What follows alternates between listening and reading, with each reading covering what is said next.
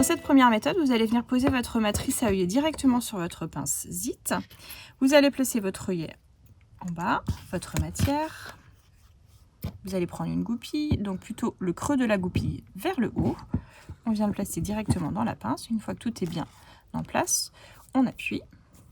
Ça ne sert à rien d'appuyer trop fort. Ça perce et ça pose d'un seul coup. Et voilà, votre œillet est posé. Dans cette deuxième méthode, vous poserez directement votre matrice à œillet dans votre pince ZIT, mais vous n'allez pas mettre votre œillet, vous allez venir percer votre trou avec la matrice à vide. Vous percez le trou, vous passez votre œillet, vous mettez votre goupille, le creux vers le haut, et vous venez sertir votre œillet avec votre pince. Votre œillet est posé. Dans cette troisième méthode, vous allez venir mettre votre matrice à trou, dans un premier temps sur la pince ZIT, et ensuite votre matrice à œillet. C'est la méthode la plus pro, la plus efficace, où vous ne risquez aucun loupé. Je préconise de prendre une matrice à trou d'un diamètre inférieur, c'est-à-dire qu'ici je pose des œillets 12 mm, donc ma matrice à œillet est une 12 mm, et ma matrice à trou est une 10 mm.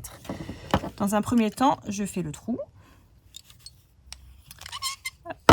Je viens enlever mon trou, je passe mon œillet. Donc là, l'œillet va être un petit peu en force, ce qui permettra que l'œillet ne bougera pas, ne risquera pas de couler dans la matière. Même chose que pour les méthodes précédentes, on vient mettre sa goupille le creux vers le haut et on vient sertir avec sa matrice à œillet. L'œillet est posé.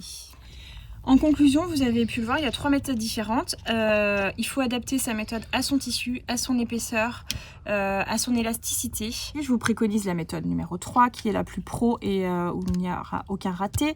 Évidemment, ça nécessite l'achat de 2 embouts. La méthode 1, le risque, c'est que voilà, si vous appuyez trop fort, puisque c'est ce qu'on a tendance à faire, ça risque de plier un peu votre œillet. Donc la méthode 2, dans tous les cas, voilà, on perce d'abord et on pose ensuite. Maintenant, à vous d'adapter selon les matières, selon les tailles d'œillet, à vos tests.